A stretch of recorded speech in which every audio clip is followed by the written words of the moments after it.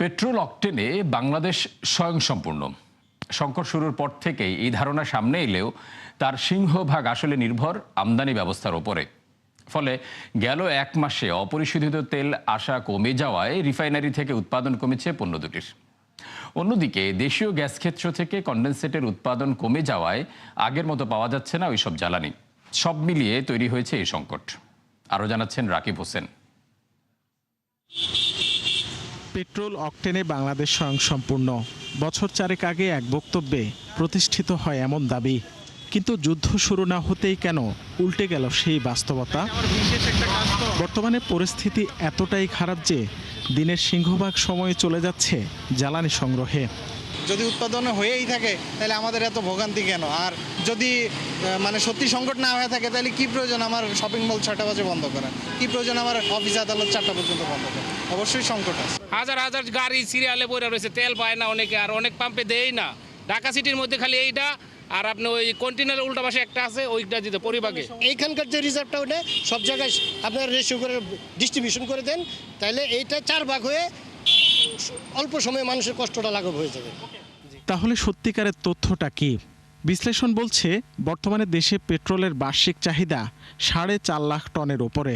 এর মধ্যে দেশীয় গ্যাস ক্ষেত্র থেকে পাওয়া কন্ডেনসেট থেকে আসে 40%।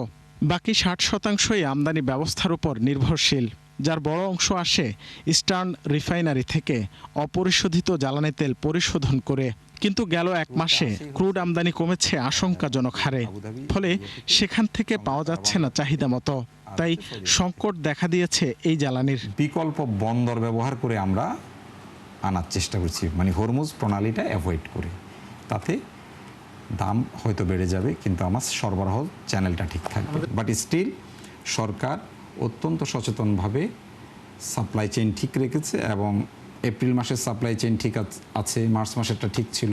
ইভেন আমরা মেতে কী হবে, জুনে কী হবে, সেই প্ল্যানগুলো আমরা আস্তে আস্তে করছি। ফলে ইনশাল্লাহ জনগণকে আশ্বস্ত করতে চাই যে আমাদের দেশের জ্বালানি পরিস্থিতি নিয়ে উদ্বিগ্ন হওয়ার কিছু নেই। আসা যাক অকটেনের হিসাবে। বার্ষিক চাহিদা 4 লাখ টনের কিছু বেশি। এর মধ্যে সরাসরি আমদানি হয় অর্ধেকের ওপরে। বাকি তেলের 22% আসে দেশীয় গ্যাস ক্ষেত্রের কন্ডেনসেট থেকে, আর 18% উৎপাদিত হয় আমদানি করা কন্ডেনসেট থেকে। সাথে ইস্টার্ন রিফাইনারি থেকে আসে বাকি 10%। কিন্তু যুদ্ধ শুরুর পর কমেছে এই জ্বালানির আমদানিও, যার প্রভাব পড়ছে মাঠ পর্যায়ে। রিফাইনারি প্রোডাক্টটা যতদিন যদি শেষ হয়ে যায়, তাহলে রিফাইনারি থেকে আমাদের যে পেট্রোলটা আসতো সেটা বন্ধ হয়ে যাবে। আর অকটেন আমরা আসলে আমদানি করি, কিছু অকটেন আমদানি করি, কিছু আর ক্যাটালিস্ট আমরা আনি, যেগুলো আমরা ওই বর্তমানে যে পেট্রোল আছে পেট্রোলকে অকটেনে রূপান্তর করার জন্য আমাদের কিছু অতিরিক্ত কিছু জিনিস আমদানি করতে হয়। তো এইসব মিলিয়ে অকটেন পেট্রোলের উপর একটা চাপ আছে, বিশেষ করে ক্রুড সরবরাহ যদি বন্ধ থাকে। পেট্রোবাংলার তথ্যমতে গেল 5 বছরে গ্যাস ক্ষেত্র থেকে কন্ডেনসেট সরবরাহ কমেছে 2/3। তাই আগে বাড়তি তেল পাওয়া গেলেও তা কমছে ধীরে ধীরে। দেশেই উৎপাদন হচ্ছে চাহিদার 100% পেট্রোল, যদিও এর বড় অংশ আমদানি করা কন্ডেনসেট ও ক্রুড অয়েলের উপর নির্ভরশীল। ফলে বর্তমান প্রেক্ষাপটে গুরুত্ব দেওয়া হচ্ছে পেট্রোলেও। মূলত সব ধরনের জ্বালানির আমদানি ঠিক রেখেই পরিস্থিতি সামাল দিতে হচ্ছে সরকারকে। রাকিব হোসেন, 71, ঢাকা।